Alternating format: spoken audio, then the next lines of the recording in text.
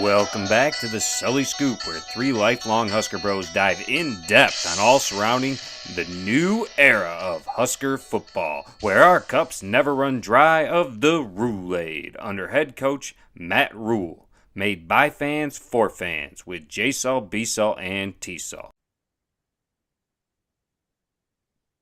And joining us this week to go through his season predictions, we are bringing on special guest Chazzy. Welcome in, Chazzy. Good to have you. Yeah, always a pleasure to be back. Thanks for having me on. Let's see if you can get one right this year. Yeah, let's take a look at the Husker schedule with Chazzy. And let's go through his last couple seasons. Chazzy's probably got 2 picks right for the last 3 years. Man, it's a tough crowd this year. I think I've been the closest every year. Unlike the 12-0 crowd, they've been wrong for the last 6. Yeah, lucky Bobby's not here to defend himself. Yeah, that's it. Well, I think like most people, I have us starting out with a win against Cincinnati. That'll be a fun one at Arrowhead. Yeah, basically another home game, if you ask me. That's I would kind of think my so. thought as well. It's a lot closer for the Husker fans, and it's just going to be another sea of red that Arrowhead's used to seeing. Well, let's just be honest, B-Saul. We sure as heck know we're not joining the bandwagon this year. So, Not anymore. And Luke Fickle has lost his way with that Bearcat bandwagon magic because I think Luke Fickle is probably on his way out at Wisconsin if he doesn't make a bowl game this year. Is that a hot take? Is that the first hot take on the season? What, that if Luke Fickle misses a bowl game, Wisconsin fires him? I don't think that's a hot take. I think that's a fact. But are you saying, is Wisconsin going to make a bowl game or is Wisconsin going to miss a bowl game? That's totally a hot Is take. I mean, is Fickle going to be the coach of Wisconsin in 2026? we're going to have to get a two-parter. What team does he have to lose to? This isn't a T-cell hot take. I'm just telling you. Minnesota. All I said. All I'm saying is if Wisconsin misses a bowl game, he's out. Tough crowd from B-Saul. I mean, man, one down year and you're out of here. I mean, it's basically Wisconsin isn't going to put up with the Scott Frost years. Not yet. They might be headed Oh. there, though. I I just think say their time's coming. Yep. They are very well on the right track with Luke Fickle as a head coach. And if he doesn't turn around in year 2, I don't think they're going to wait for year 3. Not with the way that the transfer portal allows you to reset a team so quickly.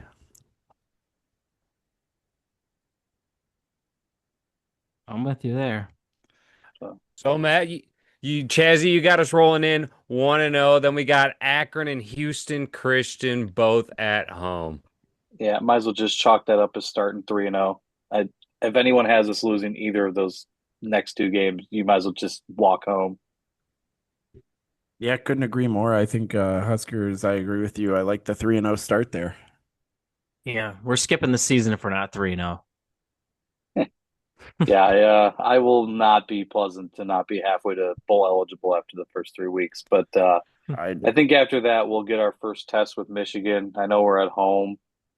I think we're going to end up losing that game just because we had 3 cake shows 3 weeks before, and I think Michigan will probably pounce on us a little bit just because it'll be our first test.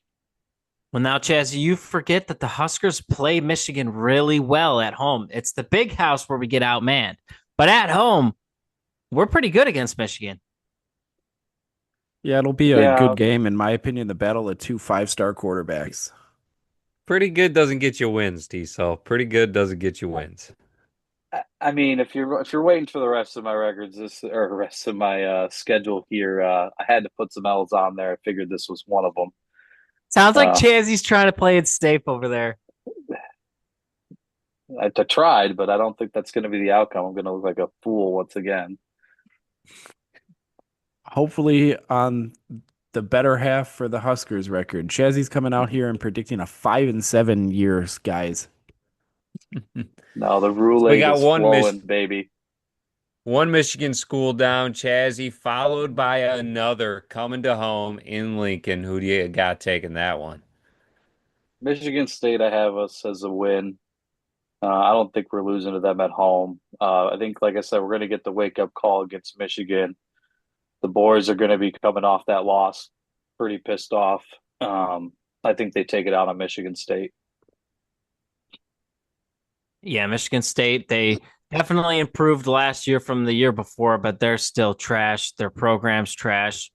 They don't have an identity. It's a team we should take care of at home. All right, Mark D'Antonio, tell me you're still salty you got booted. He's a good coach. Not whoever the heck their coach is right now. Oh, interesting. But no, I just think being at home helps. I mean, at this point, we've really only played a fake road game. So I think having the home crowd that many weeks in a row is only going to help our chances. That's it. That's if they make it past Akron and Houston Christian. Otherwise, they might not have much of a home crowd left. But then our next game is on the road at Maryland. Arguably the coolest helmets in the Big Ten. Yeah, well, coolest helmets doesn't get you wins, Jay Saul. So I have us beating the heck out of them on the road. Now, Chazzy, I would like to remind you, Maryland did beat us last season. Yeah, well, that was a fluke, and their running back is now on the Bears, so that should tell you everything you need to know. Unless, actually, that might be Rutgers running back. Either way. Kyle Monungai, yeah. Rutgers. Yeah. But then you got to break. Got him.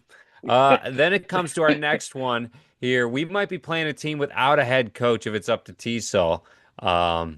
This one on the road up in the cold state of Minnesota. On a Friday night. Well, I don't think that really matters if you ask me if we're playing them on a Friday or a Saturday. I don't think we've won a Friday game. Other than Black Friday, the random Fridays that they sprinkle, we lose all of them. Yeah, but I think we beat Illinois one time. Minnesota? I don't know. They beat us on that Thursday night a couple years ago. They beat us to open the season, didn't they? Yeah, and there was a bunch of BS too. Well, so did the 1-11 Northwestern team, though. And we were starting Jeff throws a pick Sims too. Either way, I have us beating Minnesota, so we might as well just lock that in as another W on the season. Well, it doesn't sound like Chazzy was listening to T-Sol's trivia earlier in the year, because I believe T-Sol, correct me if I'm wrong, Minnesota is one of the top 5 schools that Nebraska has lost to the most in history. And also beaten. We have a lot of history with Minnesota, but yeah, they've beat us I think it was 37 times, and we beat them 20-something times. So they own us right now. Yeah, and I mean, that's going back to the 40s. We're living in the new era of Huskers football. Started with, Matt Rule, and he's bringing us to the promised land one way or another. I don't know how many more years of this we're going to have to wait, but I think this year we're going to make a big turn. I'm with you, Chazzy. I mean, obviously the Huskers are building. We're landing top recruits. I don't hear any of that noise coming out of Minneapolis. I don't see them landing top recruits. I don't see top coaches being interested in their football job. So I'm with you there. What's the football job that's open up there? Head coach. Yeah, dude. If Nick Saban just came out and said, "Hey, I want that job," do you think Minnesota's going to say, "No, we like PJ Fleck"? I think Nick they might Saban comes out and says that. I think Nick Saban would end his career. Yeah, I think there is part of it that PJ Fleck fits the Minnesota crowd and what Minnesota is, and what does that be, Saul? Mediocre. It's Kurt Ferentz, but it's up north.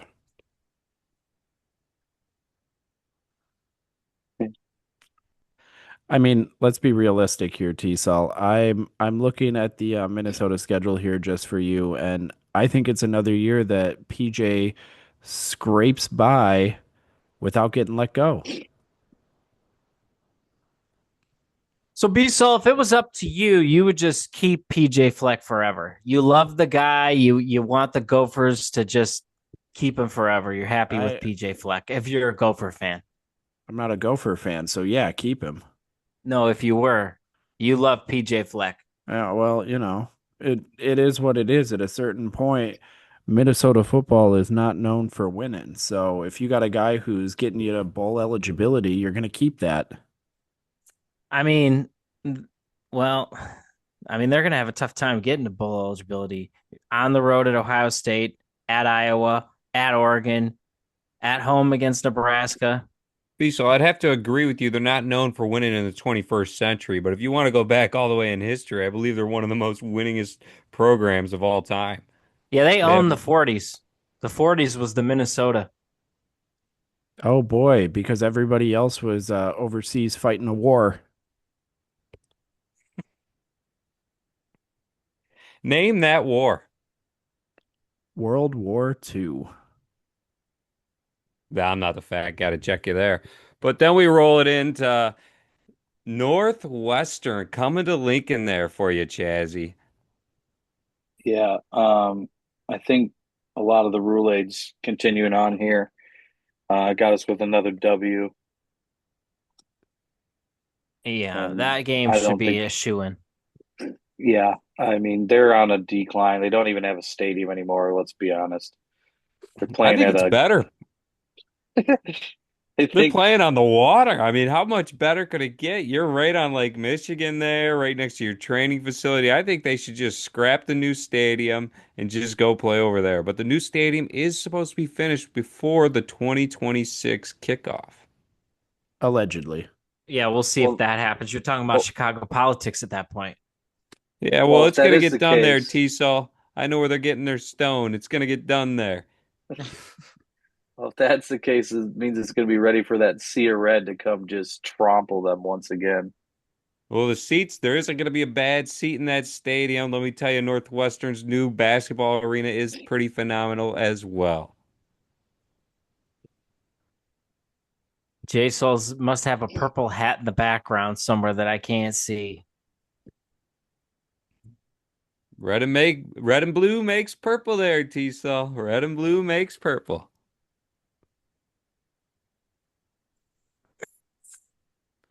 Next game coming up, Chazzy, is USC at home. Got us with another win.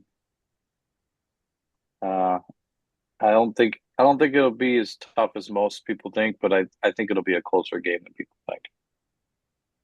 Well, I just want to remind you, Chazzy, last year I picked the win over the Trojans, and everyone called me crazy, especially you. Yeah, well, this is the new year, and clearly I was wrong last year, so we're just learning from our mistakes. So we're picking it as a win this year.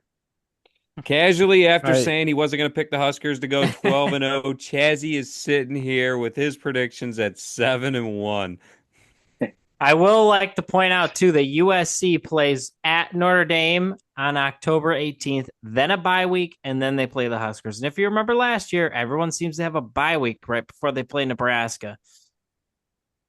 That's usually Something how to it look at. goes. But another thing here that I think is important just to bring up is USC holds a pretty good advantage in the record against Nebraska here.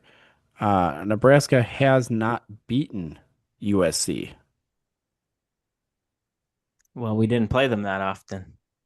You've got 5 losses there, or sorry, 4 losses and a tie, if you want to look at it there. Okay, in And the what times years we were played those? them, yeah, they They were the probably Matt had Liner and Reggie Reggie Bush. Bush's Yeah, season. yeah. Was it anywhere around 05? It was 1969, 1970, 06, 07, and 2014. Huh. And All right. I believe the We played them Sullys were last at year. that 2014. Oh, What sorry. about last year? Oh, okay. You want to bring up last year? So 5 losses. You've already said 5, so you mean Yeah, 6 that would losses? be 6. Oh, the article I'm reading has us 4-0-1. USC up 4-0-1. So that would be 5-0-1. So in 6 tries, we have not gotten a win Why is it 5-0-1? because there was a tie in 1970.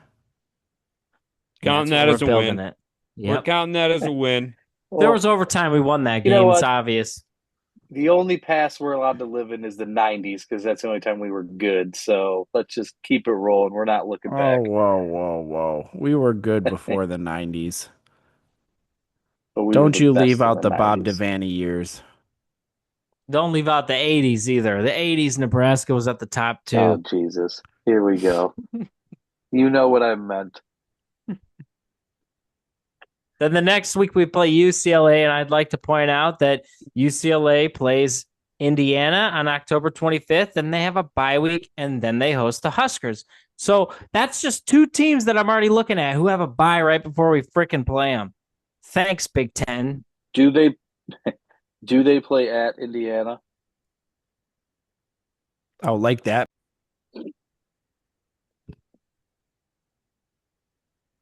Was that a prediction there for you, Chazzy? Yeah, I'm not sure where we lost our connectivity there, but I have us getting our second loss of the year against Penn State on the road after our bye, as we pointed out, after we traveled to the West Coast.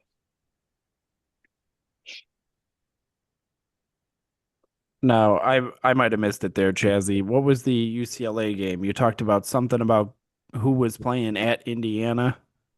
Oh, yeah, I went on about a 30-second rant about how everyone's getting a bye before they play us that T-Saw's been bragging about over there. And I said, I think it has to do with the new Big Ten's scheduling with traveling from coast to coast mentality of trying to give teams time off. So UCLA plays, what did you say, Indiana right before they play us, and then USC plays Notre Dame, or maybe I have that flipped, but that's, I think, the reason why teams are getting the bye weekend before they play us. And then the reverse, we get a bye after traveling to UCLA before we go to the East Coast to play Penn State. Yeah, see, I thought you were trying to defend traveling to Indiana as a tough game, and I expect Kurt Good God, Cignetti no. to really struggle this year with that Indiana roster. So, did you have the Huskers beating UCLA or Yes, I do. I have us beating UCLA. So the What is your big question reasoning? is 10-2 or 9-3 there, Chazzy. Well, I had it originally as a W, and then I crossed it out and never went back. So I might as well just keep it a W and go with the gut Against prediction. Penn State? No, that's an L. That's been an L since I rolled through this schedule. I have us beating Iowa the last game of the year. We're at home. I don't care that they averaged 27 points last year under their new offensive coordinator or whatever you want to call them. Come the last game of the year, we all know they're not playing for anything, so might as well just give us a win. again, it is the epitome of mediocrity there in Iowa City, so it's not going to surprise me if Kurt Ferentz looks at that team and says, "Let's go out and punt the ball." So, Chazzy, I guess you got the Huskers going 10-2 on the year. Chalk that up as Chazzy's predictions, 10-2. We do got to ask, do you have them in the Big Ten championship then? No. So you think there's a better 10-2 squad that beat the Huskers, or you think there's a couple 11-1s, or maybe a Well, perfect 12-0? Probably an undefeated team at here, least. you see here, Jay Saul, where you're mistaken if you don't pay any attention to how your conferences work. But I have us winning 3 non-conference games and losing 2, which means there's going to be plenty of other people in the conference. You got us 7-2. 7-2 ain't going to get you there. So you think there's going to be an 8-1 or a 9-0? Yeah. The question is, Chazzy, In conference. who do you have in that Big Ten championship game? Well, last year, I'm pretty sure I hit this right on the head of who was going to be there and got a bunch of crap for it. So might as well back them again. I don't care if their quarterback's gone, Oregon's going. They have one of the easiest schedules I've ever seen in college football this year. Their hardest game is Penn State. Correction, the only game that's hard for them this year is Penn State. And now that there's no divisions, I think it just makes it that much easier because Penn State, Ohio State, and Michigan all play each other. So it's kind of a coin flip on who's going to come out of that, in my opinion. Yeah, Chazzy, actually, I'm looking at Oregon's schedule. I'm kind of with you there. They got a light schedule this Hey, year. that sounds like I got someone joining the old ducky bus caboose over there. Because let's be honest, we know Indiana's going to be a joke this year. Rutgers, they're going to be a tough team, but they're not going to match Oregon. Wisconsin's going to Is be it Rutgers garbage. at home? Rutgers at home or Rutgers on the road? You say Rutgers that on the like it road. matters. Yeah, exactly. No, Yeah. Rutgers on the Rutgers road ain't could be a competing tough for the one. Big Ten, Jay. So Rutgers ain't going to the college football playoff. They're going to be a 7-win team, a tough 7-win team. Oregon will smoke them. There's no way they're keeping up with Oregon. They got Oregon almost lost to USC. Idaho last USC year. is a joke. Washington's a joke. Minnesota's a joke. Iowa, yeah, sure. Iowa will be a tough game, but they won't score any points. Northwestern's a Oregon almost joke. lost to Idaho last year, mind you. Idaho could probably go in there and beat some of these teams. You're telling me Northwestern? No, I'm not going to guarantee that Idaho can't beat Northwestern. They could beat Oregon. Now, I will say the one thing that is working against Oregon here when you look at their schedule is they go from a rivalry game of Oregon State to on the road at Penn State, who is the toughest opponent on their schedule there. That could be draining there for, especially with a guy in Dante Moore taking over as a quarterback We know here. the scumbag from UCLA. Who cares? So that Oregon State is as much of a rivalry as Nebraska Akron. That's a joke. It's not a rivalry. There's no rivalry there. Has Oregon State ever even beaten Oregon this century? That's what I want to know. Or the Ducks by 50. Ducks by 50. Where's the game at? Does it matter? It's in Eugene. Yes, Oregon State is arguably one of the toughest places to play in all of college football. And that's why they don't win any games. That's win the home thanks ones, to yours truly, Mr. Sprinkles. I was just about to say, I'm like, what are they getting out of this? It's one of the toughest stadiums for Pac-12 teams. And we've witnessed Pac-12 teams aren't that strong. It's one of the toughest stadiums for all college football because they got to travel so far. The teams have to stay like over an hour away or something like that. Let's see the Buckeyes travel to Oregon State and struggle. They struggle and win by 50. That's what Oregon's going to do. They're going to struggle and win by 50. Now, T-Sol, here's the thing. Oregon leads this series 69-49-10. So it's not as lopsided as you thought. That's because Oregon wasn't a football program like before 2004. They were a joke. So, they were one of the worst programs in the country. So how was that Oregon team 3 years ago? Pretty good, right? Because they only have a 2-game win streak against Oregon State right now. So they hit lightning in a bottle one time. Congratulations. Hey, not to burst anybody's bubble, but Illinois has another easy schedule too. Chazzy's calling Oregon versus Illinois. That's not what I'm saying. I'm just saying their hardest game is Ohio swear, State. Chazzy, if you are sitting here singing the praise of Luke Altmaier, you're not welcome back. And Chazzy, do you think that Altmaier is the best quarterback in the Big Ten? No, nobody does. That dude's going to snap his leg in the first 6 weeks. Who do you think is the best quarterback in the Big Ten right now there, Chazzy? It also sounds like Chazzy put a hit out on Altmaier. Oh, Drew Aller? Are you kidding me? Did you watch him in the college football playoff? Yeah. Have you watched this guy's tape at all? Have you seen the other Big Ten quarterbacks this year? He's got the most experience. If you put Aller on Iowa, you think Iowa's going to magically start scoring points? No, they might actually somehow score less points with that guy at quarterback. You put Aller on Illinois, are they a 10-win team? Yes. If Altmaier could do what he's doing there, Drew Aller could do it better. If you put Altmaier on Penn State, do they go undefeated? No. You guys are. Well, they're not going undefeated with Aller. You guys are missing the real question here. Did they or did they not make the playoff last year? Did they not get steam wrecked? If you put T-Sol on Ohio State as the quarterback, do they win the national championship? No, they go 0-12. Does Illinois? Right. I could throw a check down. Does Illinois win 10 games with Spencer Petras, and Aiden Padilla at their quarterback position and replace No, Altmaier with Iowa when they scored more points on defense and punting the ball? Who's got the better record? Iowa.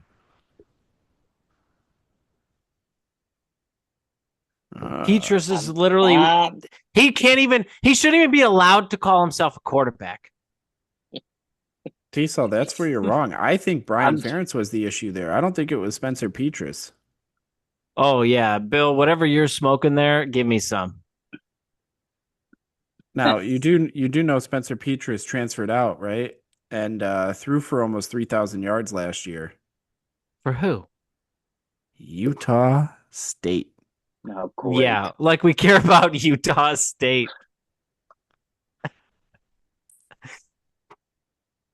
I'm just saying, you had to carry about him. I am going to lock in that Oregon is going to play Indiana. No, I think Indiana's going to go from the most improved to the worst to the worst.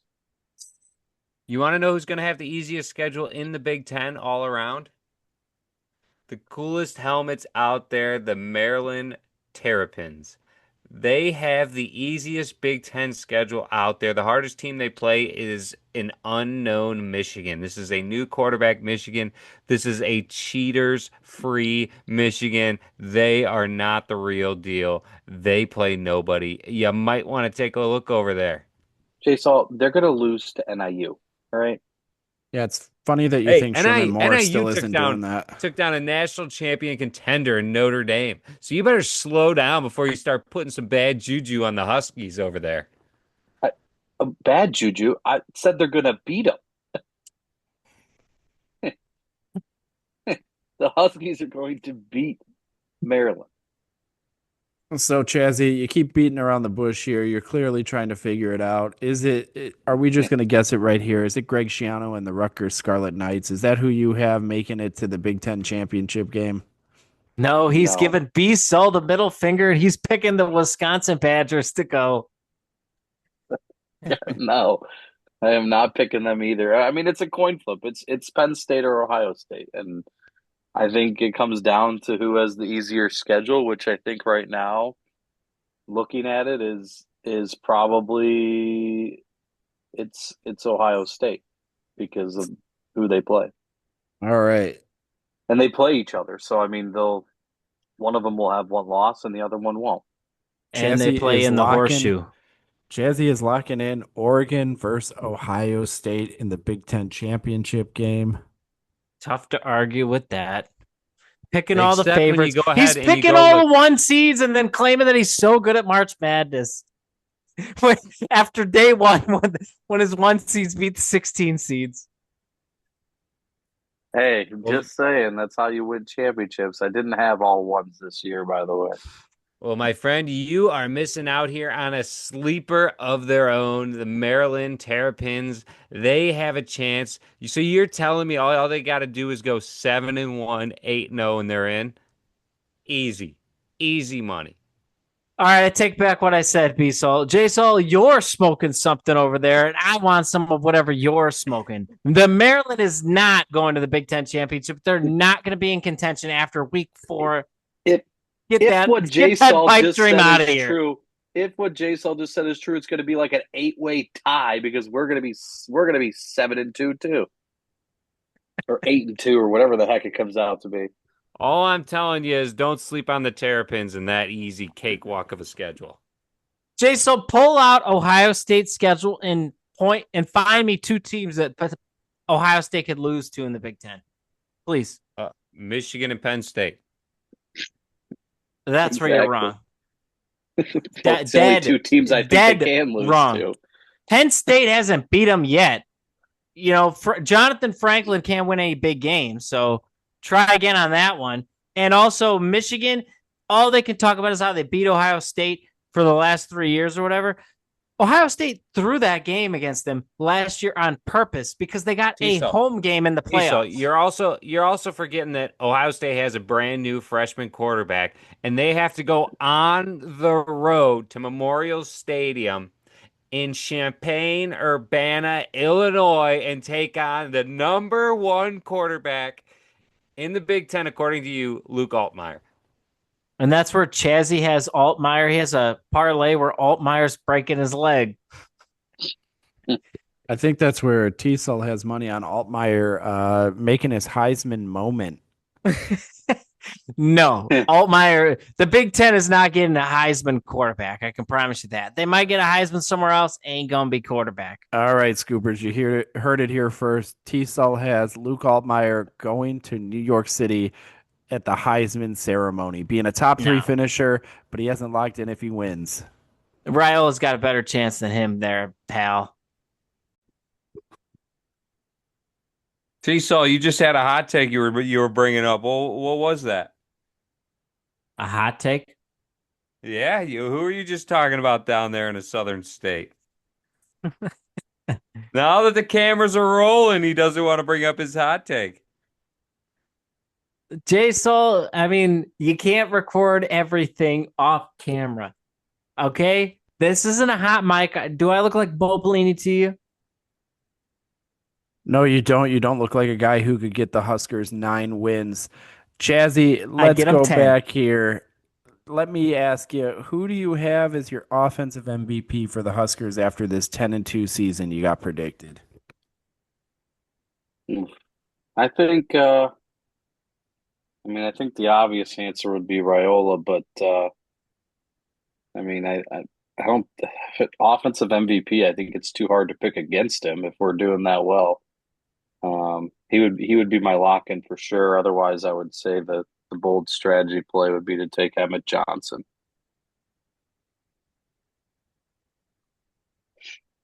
Just speaking from, I think Emmett Johnson is definitely going to open up the doors here for Raiola, but Raiola being a sophomore, it's hard to not choose him.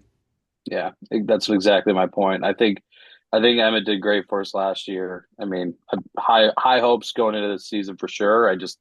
I think at the end of the day, you're going to give it to the quarterback over a running back unless Emmett puts up some numbers that are just absurd. Well, B-Sol has Harburg as his offensive MVP. So what do you think about B-Sol's pick there, Chazzy? T-Sol, it's funny that you just continue to throw random takes out as everybody else is that you have. There was a hot mic the other night. B-Sol couldn't stop talking about Harburg winning offense MVP for the Huskers football season. I think there's one way he could have it right would be like Raiola gets hurt, Harburg comes in and just lights the fire. You need to leave. You need to leave if you're going to bring that up there, Chazzy. That's the only way. He's not winning it from tight end, I can tell you that. No, that would mean Raiola got hurt. Backup tight end at that. Grimsick got hurt. TJ Lahiv got hurt. He threw a tight spiral in practice. MVP. All right, Chazzy, let's flip gears here and stop living in T-Cell's pipe dream. Who do you have as the defensive MVP? Defensive MVP. I don't even remember who I said last year. I think last year with the D lineman, so I'm not making that mistake. You ran with again. Nash, who was just nowhere to be found the entire season. Yeah, the polar bear was lost in the North Pole. He wasn't a polar bear. He was a koala bear. Koala bear.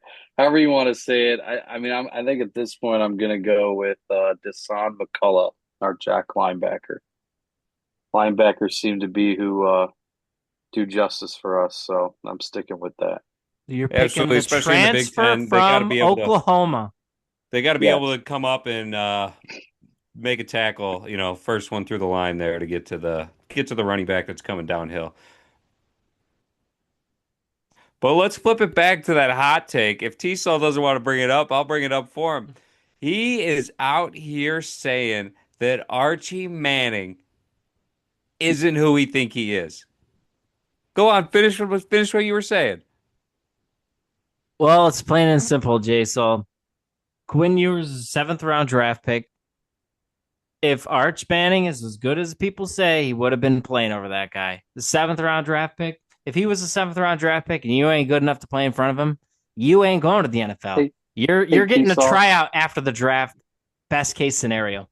T-Saw, I got a couple words for you with that hot take. Some people peak in college, baby. All right, and by gone it, maybe that's Archie Manning. Who knows? He But hasn't I even can name a played in lot of. college. He peaked I in high can school.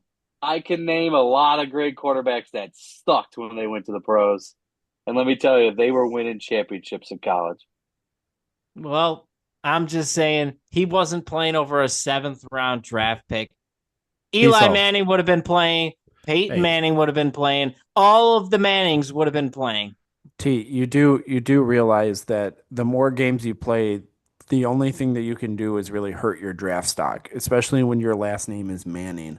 Oh, yeah, B. So that makes a ton of sense. Then everybody should just sit out the whole season and be first-round draft picks. If your last name's there's Manning. Hey, just say it. Just say it. Didn't we have a Manning? Didn't we have a wide receiver with the last name Manning? He was just hurting his draft stock. You want to know what he did? He played. That was his first mistake. Hey, T-Saw. And his second mistake was dropping every pass. All I gotta say to this, to end all of your shenanigans with this, Mitch Trubisky was the top 5 pick, and that dude played 1 season at UNC. Now, I'm not going to name the team that was dumb enough to trade up to get him, but we all know who it is. Okay? It's a team that I got to support, and I did not support that decision. So, before you go out here and start ruining Archie Manning's legacy, you just remember that Mitch Trubisky played 1 season as a senior, not a sophomore, not a junior, as a senior at UNC, and he was a top 5 draft pick. Exactly. Well, Chazzy, Archie doesn't even have to step on the field to be a top 5 draft pick. Well, Chazzy, maybe Arch Manning is trying to do what he did, what Trubisky did. He wants to play for the Bears. He learned he's only got to play 1 season, and the Bears will take him in their top 5 picks. No, we have our quarterback. We're good. 2 years later, the fans in Chicago are going to be calling for Arch Manning, and you know that. No, I think it's funny that you think 2 years. Fingernails. Caleb Williams is out not after this year, but when they don't make a playoff game in the next 2 seasons, he's done. They would have took Sanders this year. They would have. We didn't. With any of our picks. Well, getting back to it, T-Saw, I think you're insane. I think Arch Manning is going to be a stud. The dude was sitting behind, you could call him a 7th-round overall pick, but ultimately he was the number 1 guy coming out of high school when he went to college and went to Ohio State and then transferred to Texas. The kid Quinn Ewers should have transferred out of Texas to go make $7 million. Instead, he signed in the 7th round for less than $600,000. So that's on him and making a big mistake. However, he already made millions because he was the number 1 recruit out of high school when he went to college. Well, Jason, I'll tell you this right now. If you reorganized recruits from whatever recruit class he was a part of, he wouldn't be number 1 again. He hasn't played. So he all of a sudden lost all that ground. Whatever ground they thought he had over everybody else, he lost that. He's not playing.